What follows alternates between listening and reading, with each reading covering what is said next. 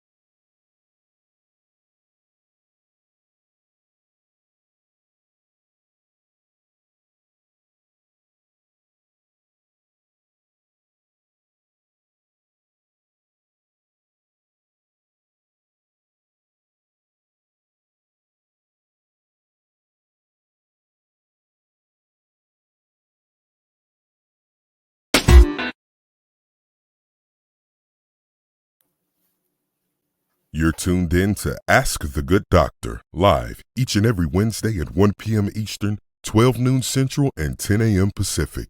Dr. DrBrookshire is here to answer your questions live. Hello, it's Wellness Wednesday. I'm Dr. DrBrookshire. Welcome to Ask the Good Doctor and welcome to my kitchen.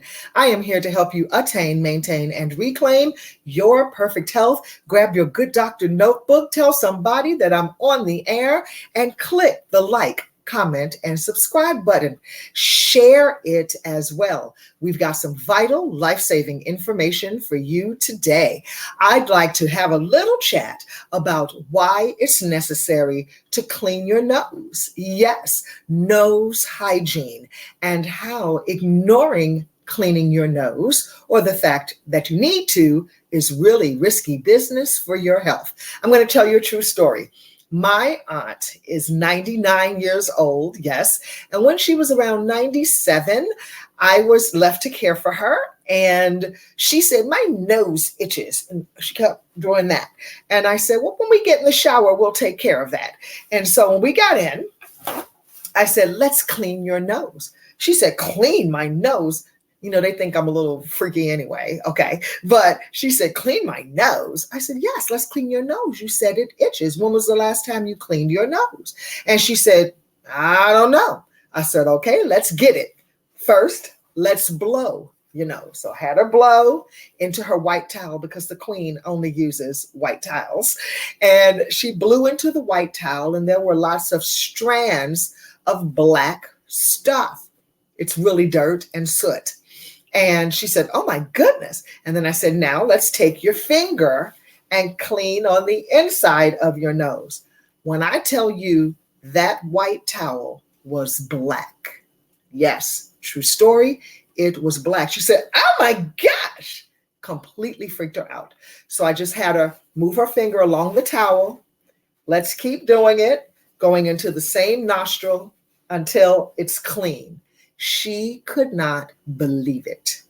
Now, nasal cleansing is a part of her regular cleansing routine every day when she showers. Now she doesn't have the problem of itchy nose as much anymore. So I'd like to share with you a routine that's ancient and old as time, and it involves nasal irrigation. It is using a neti pot, and this is my little trusty dusty neti pot that I've had for several years. It is durable, it's sturdy, it's ceramic, it's dishwasher safe. I've even dropped it quite a few times. It's very, very sturdy. But I'm going to show you in real time how to irrigate your nostrils. First, I want you to decide what you will use. The neti pot is most widely used to irrigate the nose and the sinus cavity. And it's a really good idea to do this because as we inhale toxins and pollutants, and yes, dust and soot, that a lot of things get into the nasal cavity all up in here. And that can cause irritation, all of that blowing and itching and sneezing and snoring. and wheezing and needing to blow your nose and you don't, that's another show. We'll get to it someday.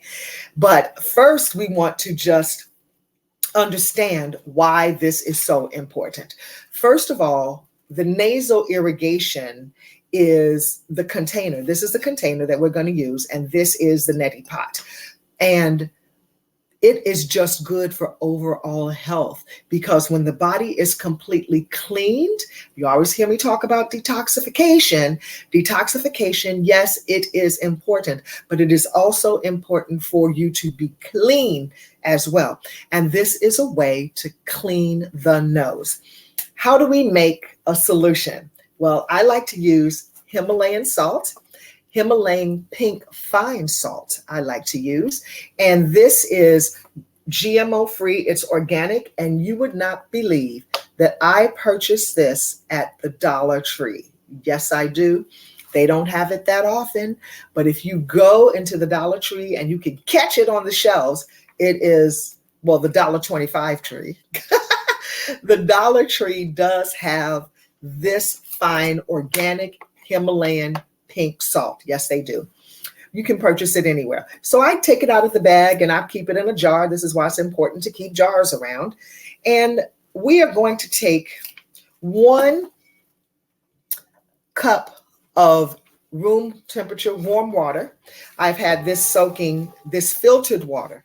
It's also good to use filtered water or distilled water. It is not good to use just sink water by itself from the tap. If you must use water from the tap, then it needs to be boiled and cooled. I like to use my water filter. This is called Clearly Filtered. I like this water system. It will take, if this was dirty water, it will clean it. Okay. You also shouldn't use well water unless you have boiled it or purified it first. So here is my filtered water, 8 ounces. And I am going to take a teaspoon here. And you also want to make sure that you measure to get your measurements correct when you are doing something like this. You don't want to eyeball it, because it's important for you to have the correct measurements, salt to water ratio. And we're just going to level it completely. And you don't want to have a heap of pink salt, just simply a 1/4 teaspoon. And now it will dissolve on its own in a few moments, but I'm going to help it along by stirring it, because as you pour it into your neti pot, the last thing that you want is to have salt crystals in your nose, because sometimes it can burn or sting. Now, some people like to use a pinch of baking soda to soften the water, and that's okay too if your water is exceptionally hard.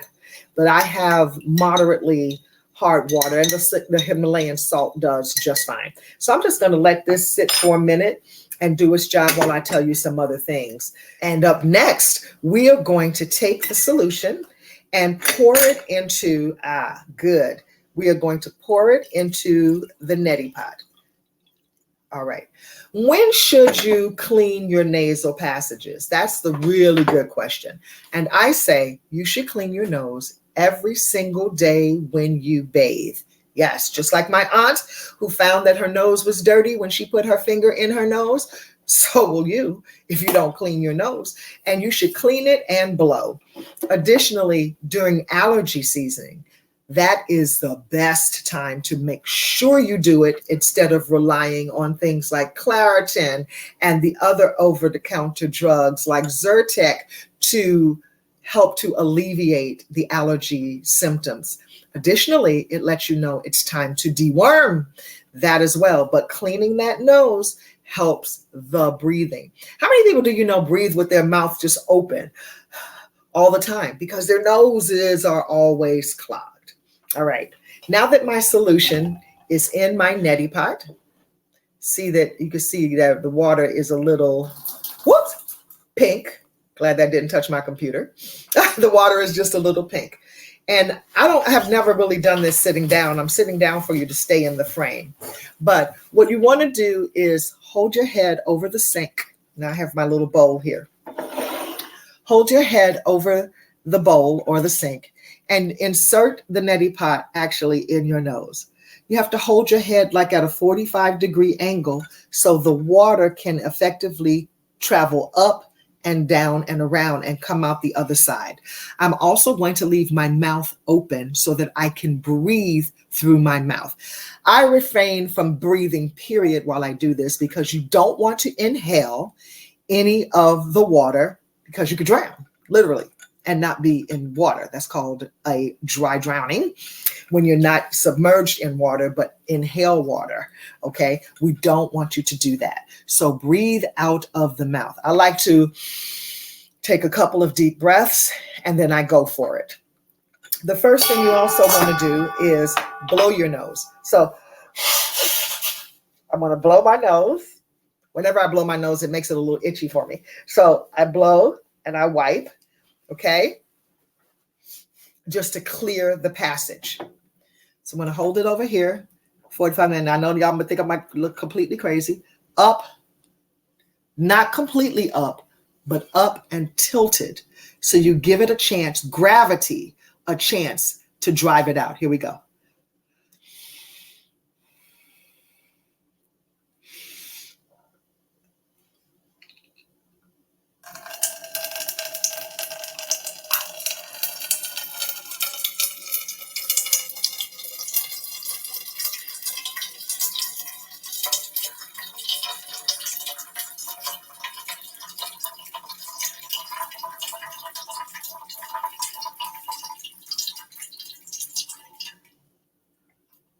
I can't tell you how good that feels. That feels so good. So you let it drain out, dry, and immediately I have to blow. Excuse me. That feels so good. Oh my gosh, I feel so much clearer. Not that I was clogged, excuse me. And it can also come out the mouth. So since we're learning, we're having instruction right now. You don't mind that because that's why we're here. And that's why I'm showing you in real time. I have to blow some more. All right. Ideally, I rinse with the Neti Pot maybe 3 times a week. It feels so good. I really should do it every day. But I really do it after I've gone to the city, to New York City, and left the Poconos. And I really do it after I've been around a lot of people. I also irrigate my ears, but not with the Neti Pot. I just use peroxide in my ear. I lay to the side, lay down on the bed, and put half a cap of peroxide in my ear and allow it to bubble. I especially do it if I've been on a plane. And that is essential for drawing out toxicity. And the longer it bubbles, the more it's dragging out. Sometimes you can see things in the water. And if you've never done this before, the first time that you do it, oh my gosh, it is going to probably freak you out a little bit, but don't let it. It is really good for you. Even the CDC says that doing a Neti Pot rinse is good for you. They really recommend using distilled water and sterilized, of course, by the boiling process. This is really good for adults and children. Some children smaller who are really squirmy and have an issue, you could also use that nasal bulb to squeeze. You know, those blue bulbs, and I should have brought one. I have one and I could have shown you. Those blue bulbs that you squeeze in, and good old fashioned. Mamas, you know you do this for your baby. If that baby is too congested, you put your mouth over that baby's nose and you suck out that mucus and spit it out. Yes, you do. That's old school, y'all, old school. You must also keep this equipment exceptionally clean. There are still a little strains here of a salt left in the bottom of it. I didn't get every drop out. Shame on me. And there's a little bit of sediment left in here. You want to clean this right away, hand wash it, and let it air dry. The one thing I don't like so much about the bulbs is that, you know, it's a little hard to get in there and clean it. How do you clean it really? You have to make sure that the soap that you're using is natural and that you squeeze it and shake it around immediately and keep spritzing it so until it's dry. You don't want to leave any water in there because it can become moldy on the inside. I recommend that if that is your preferred method, to keep that bulb new, can buy one every month, just like you change out your toothbrush every month, or at least I hope you do. Change out your toothbrush every month, change out your bulb every month, if that's your preferred method of irrigation. Your body will absolutely thank you. I hope that you've learned today why taking care of your nasal irrigation is a very important step in your everyday overall health, and avoiding this is risky business. That's all I have for you today. I want to thank my team, announcer Chris Brown, and IW supervising producer, and Christopher Green, technical producer. Remember to let your eyes shine, cut back on the wine, get good food fast, and go easy on the greasy. Until next time, I'm Dr. LaJoyce Brookshire, here to help you attain and maintain your perfect health. Let's do it again next week, okay? God bless you.